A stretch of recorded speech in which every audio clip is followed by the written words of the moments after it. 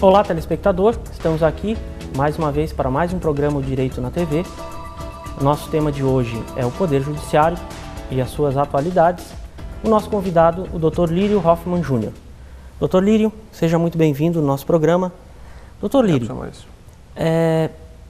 em relação à sua profissão, o senhor se formou e desde quando o senhor é juiz? Então, os telespectadores não sabem, mas somos amigos já há um tempo bastante longo. Eu me formei na Unisul, a Universidade aqui de Tubarão, campus Tubarão, em 2003, e sou juiz desde o ano 2007. E sempre foi o sonho de ser juiz, e o que o senhor teve que fazer para conseguir realizar esse sonho? Foi. Na verdade,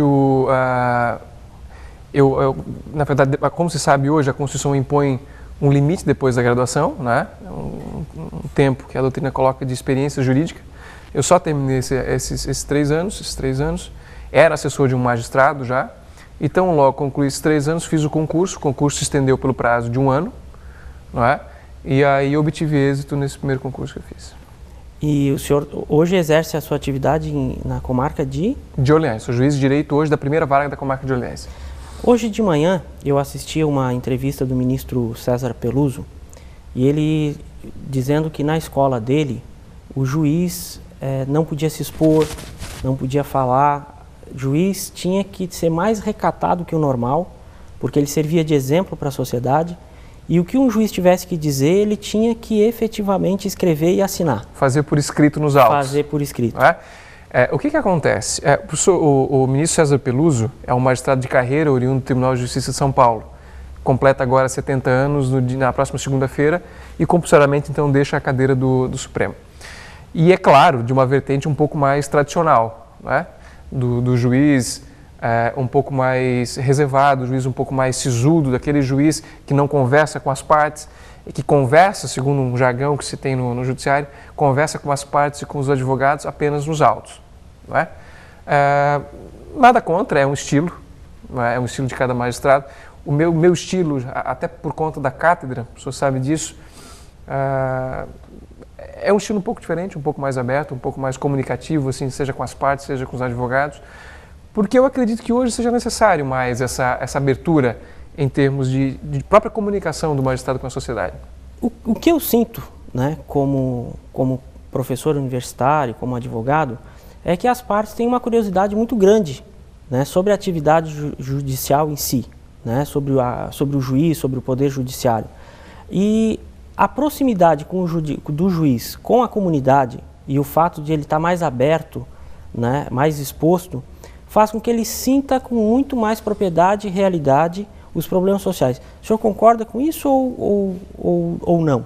Totalmente. Eu acho fundamental para que o juiz possa efetivamente julgar uma demanda de forma adequada, e quando a gente fala adequada, não estou dizendo necessariamente que o processo tenha que ter uma única verdade. A gente sabe, a pessoa sabe melhor do que eu, que no âmbito das ciências, chamadas ciências do espírito, nós temos soluções adequadas ou soluções inadequadas. Não temos verdades processuais, que verdades processuais em realidade não existem.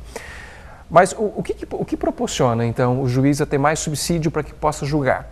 Conhecimento do caso, e conhecimento do caso pressupõe, evidentemente, conhecimento das partes. O comportamento das partes, o comportamento social, a personalidade das partes.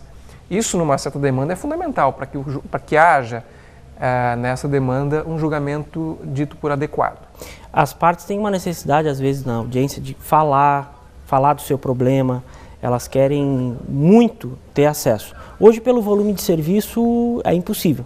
Fica difícil para o juiz receber a parte ou tentar explicar para a parte em termos técnicos que solução que ele vai dar para o litígio.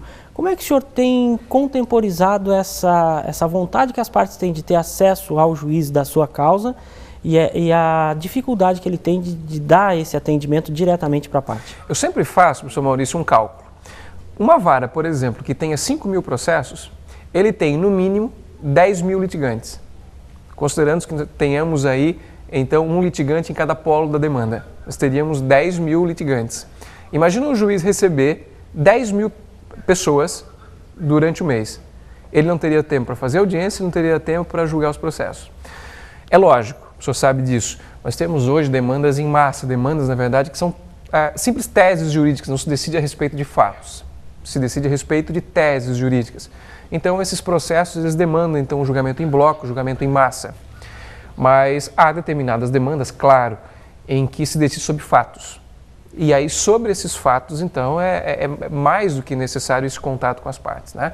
Essa integração, essa ciência, essa apreensão das circunstâncias que permeiam o processo.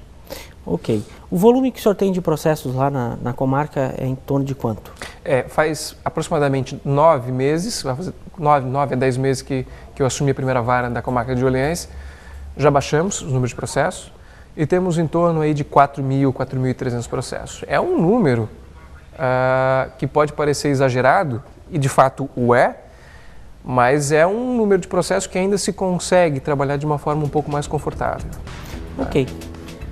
Telespectador, nós vamos fazer um breve intervalo e já retornamos aqui para seguir a nossa conversa com o Dr. Liro.